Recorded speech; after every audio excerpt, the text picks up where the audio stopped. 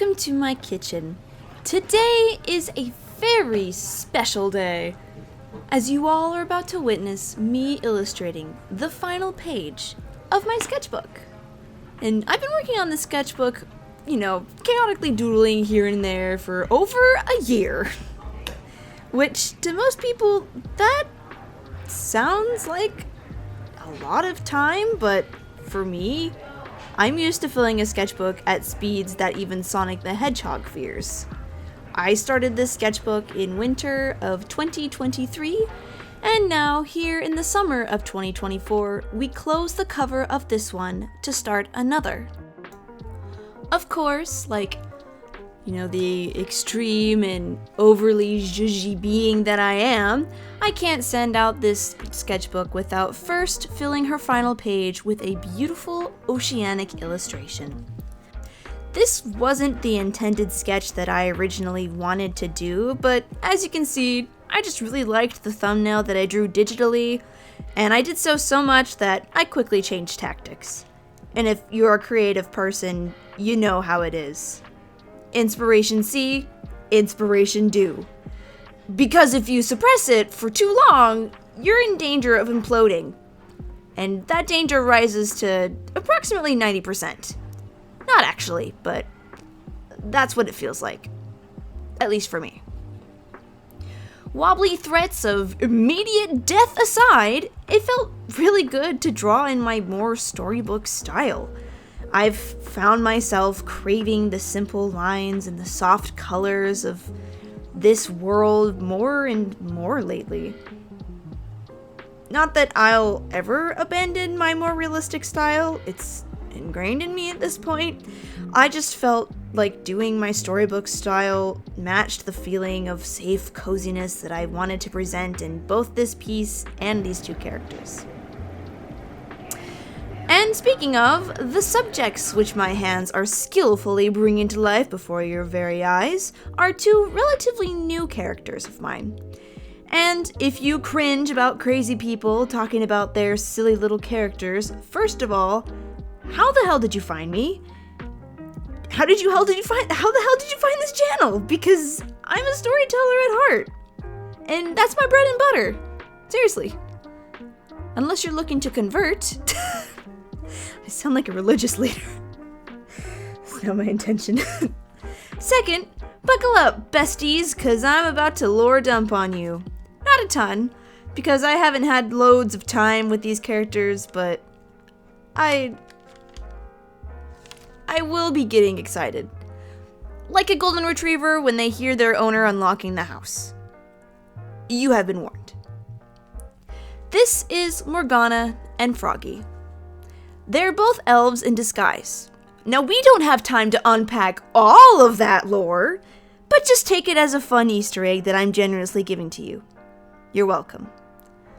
Morgana is a physician, herbalist, and amateur watercolor painter. I created her roughly a year ago while I was on vacation at the Oregon coast. There really is nothing like it.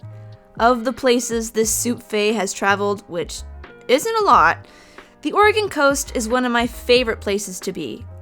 I crave to be there every summer, and when I don't feel right. I haven't been to the Oregon coast yet this summer, so I'm just, I crave the sand between my tootsies. So Morgana became my sort of love letter to the Oregon coast, with seaweed tangled in her hair and a pearled mussel hanging from her ear. There's a melancholic piece to her demeanor that I feel like perfectly encapsulates how the Oregon coast makes people feel. I mean, there's a sense of serenity that comes with looking at the ocean that's in front of a backdrop of gray sky, but it's beautiful and serene. And Morgana definitely reflects that in her demeanor, and it helps even her most panicked patients feel a sort of calm when she's treating them. And Morgana is very in tune with the ocean, although she doesn't live close to its salty air, just where she is in her story.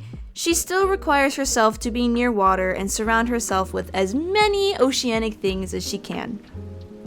Have you seen her shells?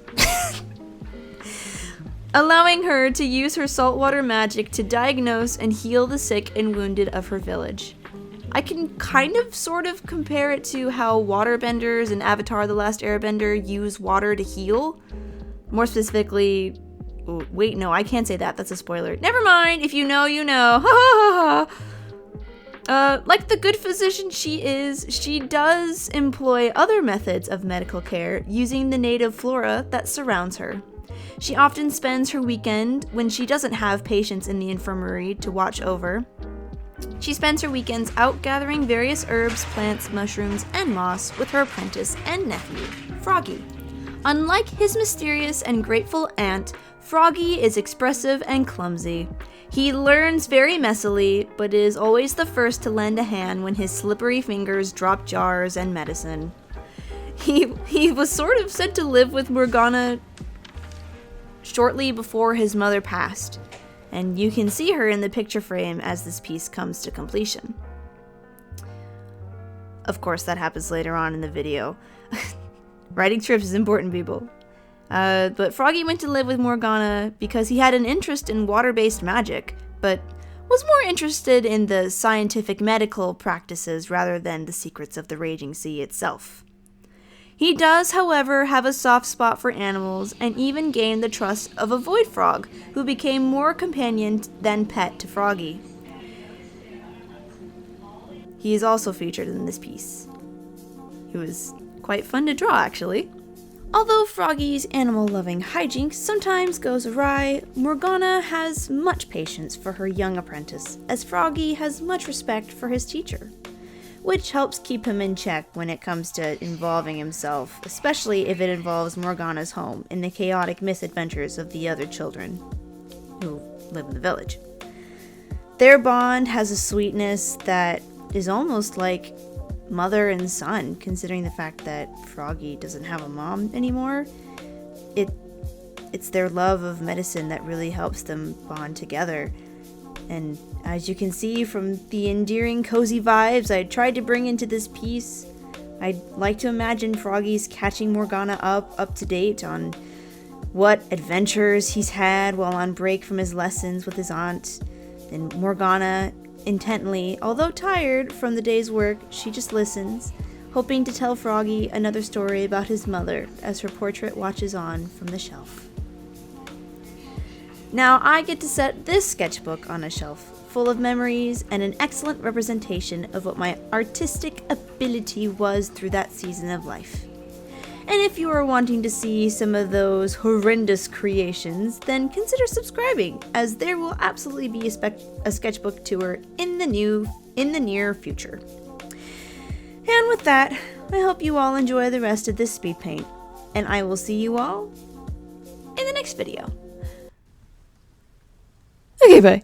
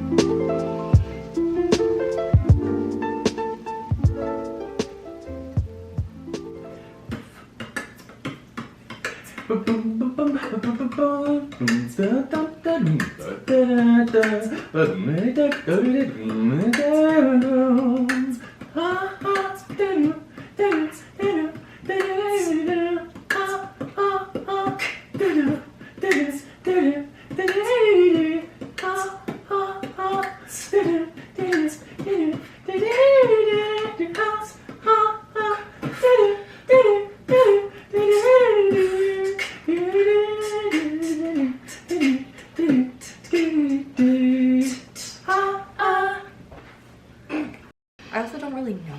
Like, I can recognize a New York accent. I cannot imagine one 90% of the time with most words. Yeah. You just forget about it. Just forget about